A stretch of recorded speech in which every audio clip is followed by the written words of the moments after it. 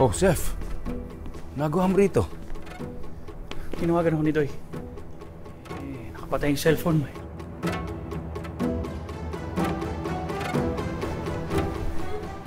Oh, Doy. Daddy, wala na si Tita Grace. Dinala niya yung project.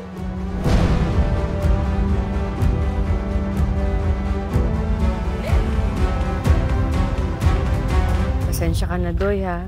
Di ako nakapagpaalam sa'yo. Salamat sa'yo, Carlos.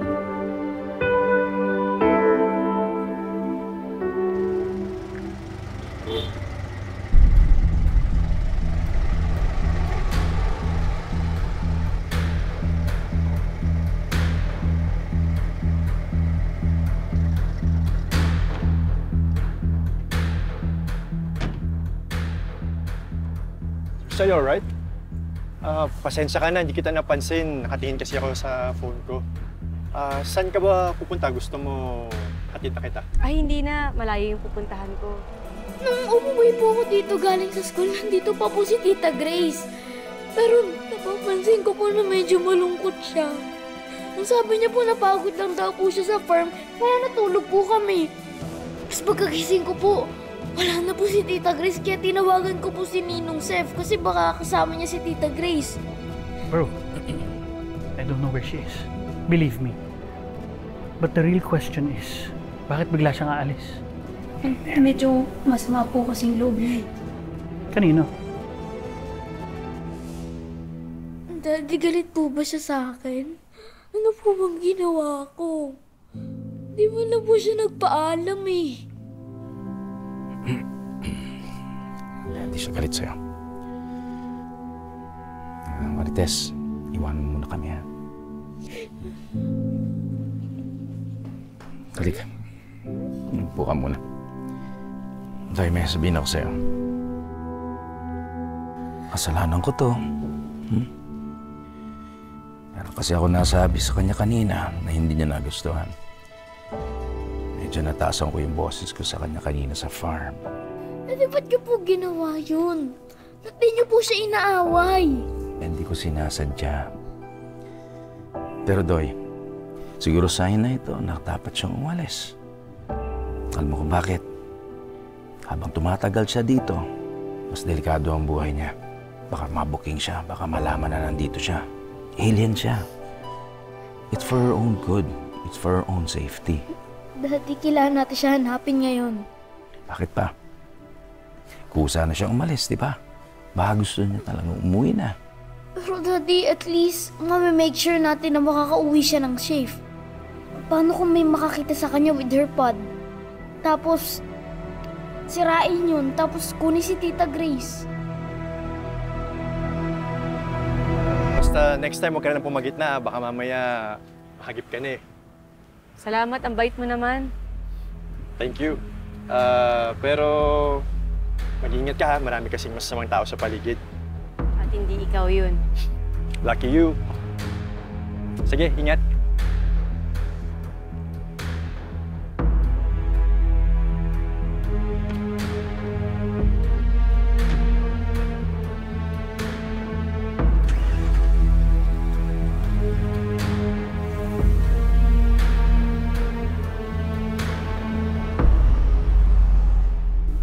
May point si Doy. The least we can do is makita siya na maayos ang pag-alis niya. Mahirap na kasi baka may makakita sa kanya. Lalo na baka may mag-video sa kanya. Tapos, malaman nila na kamukha na si Catherine. May connect pala nila yun sa yung dalawa. Daddy, please, hanapin natin siya ngayon. Eh, paano kung umalis na talaga? Eh, kung wala na siya. Paano? Carlos, hindi ba tayo sigurado? You know what? I can help you look for her. Bro, huwag mo mamasamain yung tulong ko.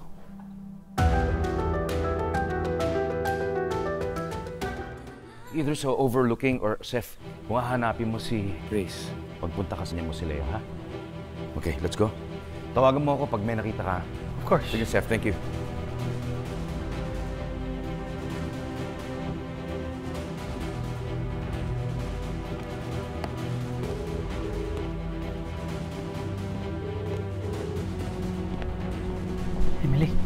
Yes, Nino.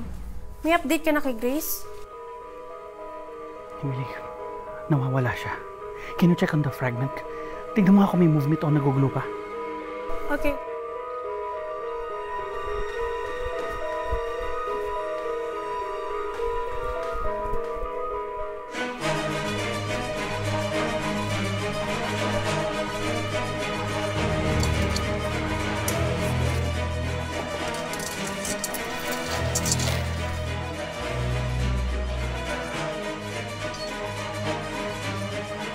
Okay naman, Ninong.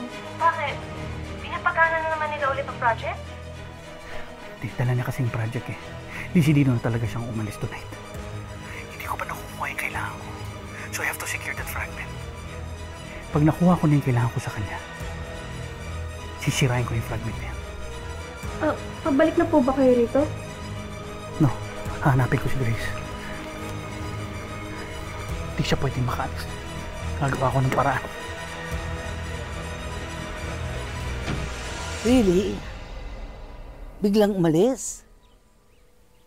Eh, kumusta naman ang mag-ama?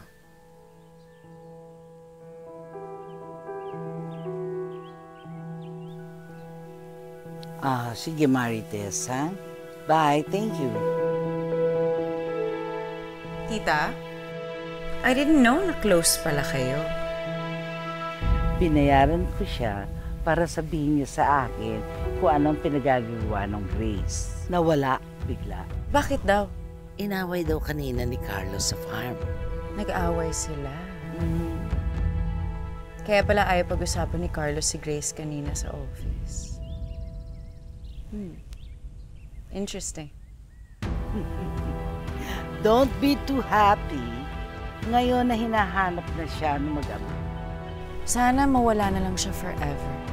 Isn't it interesting? Bigla na lang siyang dumating sa buhay nila, Carlos. She just popped in and popped out, just like that.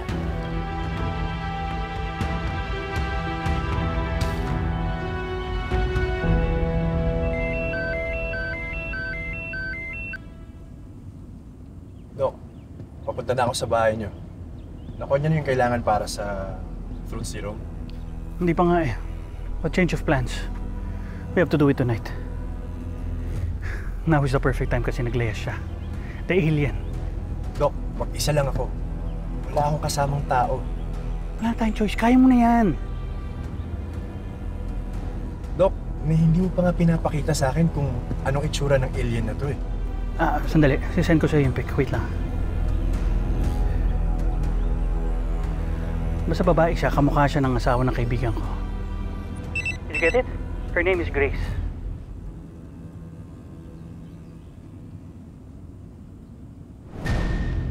Dok, ito yung babaeng nakita ko kanina sa daan.